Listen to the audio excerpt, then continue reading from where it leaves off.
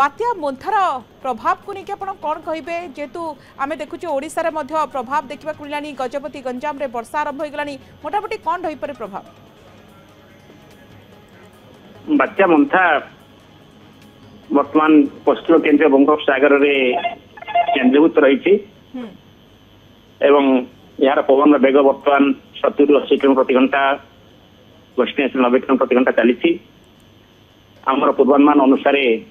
यह आंध्र उपकूल को आसंता काली संध्या और राति मध्य काकीनाडा पाखापाखि अतिक्रम कर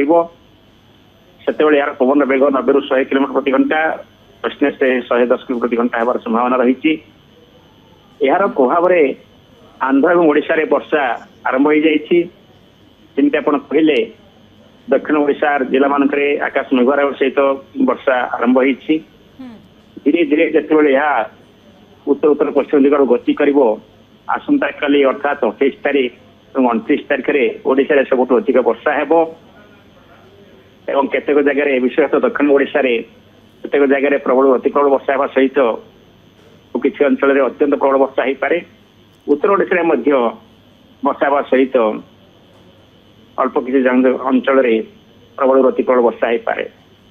जो जिला गुड़ी अधिक प्रभावित होवार रही से हूँ दक्षिण ओडिशा रे गंजाम गजपति